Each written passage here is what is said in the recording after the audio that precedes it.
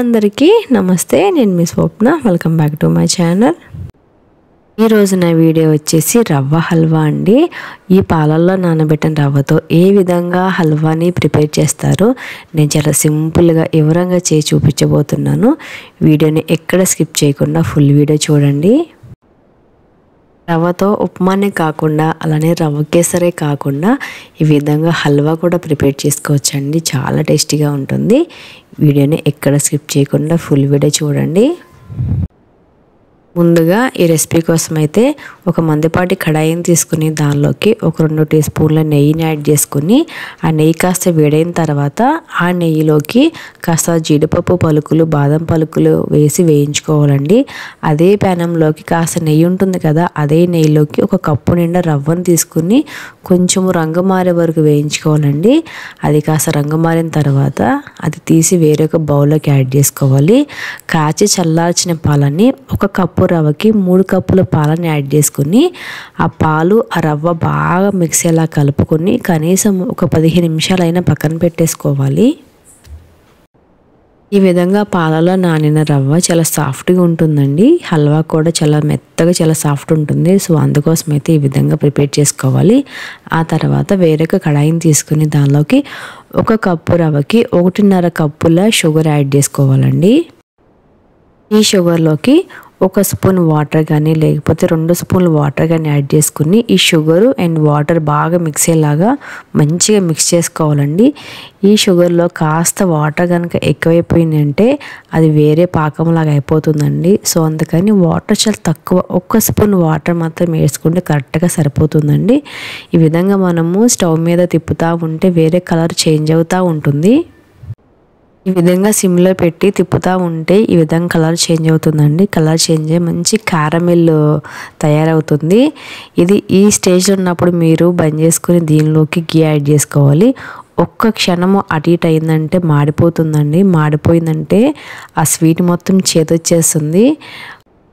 అందుకని మరీ dark colour వచ్చేవరకు కాకుండా ఒక కైండ్ ఆఫ్ ఆరెంజ్ కలర్ ఉంది కదా, ఆ స్టేజ్లో ఉన్నప్పుడు మీరు బంద్ చేసుకోవాలి. కొంచెం కనుక అది మాడిపోయిందంటే చేదు వచ్చేస్తుందండి. స్వీట్ మొత్తం చేదైపోతుంది. అది మాత్రం గుర్తుపెట్టుకోండి. ఈ విధంగా ప్రిపేర్ చేసి పెట్టుకున్న ఈ క్యారమెల్ షుగర్లోకి పాలలో నానబెట్టిన ఆ రవ్వ మొత్తాన్ని యాడ్ చేసుకోవాలండి. పాలతో పాటు రవ్వని యాడ్ చేసుకోవాలి ఈ షుగర్లోకి.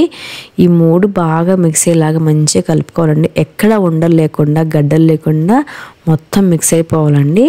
చూసారు కదా ఎంత మెత్తగా మిక్స్ అవుతుందో. గడ్డలు అక్కడక్కడ ఉంటాయి కదా, సో గడ్డలు ఏం లేకుండా చుట్టూరు ఇలా తిప్పుకుంటూ ఉంటే మంచిగా మిక్స్ అవుతుందండి. దానిలోకి 1 స్పూన్ ఇలాచీ పొడి యాడ్ చేసుకోండి. అంటే మీకు టేస్ట్ తగ్గట్టు అది కూడా ఇలాచీ పొడిని యాడ్ చేసుకుని మరోసారి బాగా మిక్స్ చేసుకోవాలి. ఈ విధంగా మంచిగా మిక్స్ చేసి పెట్టుకున్న దీని మీదకి ఒక మూత పెట్టేసి కనీసము 10 నిమిషాలైనా ఉడికించుకుంటే మంచిగా ఒక హల్వా టేస్ట్ వచ్చేస్తుందండి. సో మీకు ఇదే స్టేజ్లో కనుక కాస్త నెయ్యి ఎక్కువ కావాలనుకుంటే ఇదే స్టేజ్ నెయ్యి యాడ్ చేసుకోనండి. నేనైతే నెయ్యి ఏమీ ఎక్స్ట్రా యాడ్ చేసుకోలేదు. ఉడికే కొద్దీ మనం ఫస్ట్లో వేసిన నెయ్యి మొత్తం ఇలా బయటకు వచ్చేస్తుందండి. ఆ టైం వరకు తిప్పుకుంటూ ఉండాలి. ఈ విధంగా మెత్తగా మంచిగా ఉడికిన తర్వాత మనం వేయించి పక్కన పెట్టుకున్న ఈ డ్రై నట్స్ మొత్తాన్ని ఇందులోకి యాడ్ చేసుకొని మరోసారి అంతా కలిసేలాగా బాగా మిక్స్ చేసుకోవాలండి. సో ఈ విధంగా దీనిలోకి ఎలాంటి ఫుడ్ కలర్ లేకుండా అలానే బెల్లం పాకం కాకుండా ఇంత మంచి కలర్ వచ్చిందో చూసారు కదా. సో చాలా ఈజీగా సింపుల్గా అయిపోయి ఈ రెసిపీని ఒక్కసారి మీరు కూడా తప్పకుండా ట్రై చేయండి. చాలా బాగుంది. ఈ విధంగా రవ్వతో మీరు ఎప్పుడూ చేసుకునే రవ్వ కేసరి కాకుండా కొంచెం డిఫరెంట్గా కొత్తగా రవ్వతో హల్వాని ప్రిపేర్ చేయండి. అది కూడా కొంచెం కూడా ఫుడ్ కలర్ లేకుండా అలానే బెల్లం కూడా లేకుండా ఇలా ఈ విధంగా మంచి కలర్ వచ్చేలాగా ప్రిపేర్ చేయండి. ఆ స్మెల్ కూడా చాలా డిఫరెంట్గా చాలా కొత్తగా ఉందండి. చాలా టేస్టీగా ఉండే ఈ రవ్వ హల్వాని ఒకసారి మీరు కూడా తప్పకుండా ట్రై చేయండి. వీడియో అయితే వీడియో కనుక మీకు నచ్చినట్లయితే ఒక లైక్ చేయండి. అలానే మరిన్ని వీడియోస్ కోసం నా ఛానల్ని సబ్స్క్రైబ్ చేసుకోండి. Thanks for the watching. Thank you.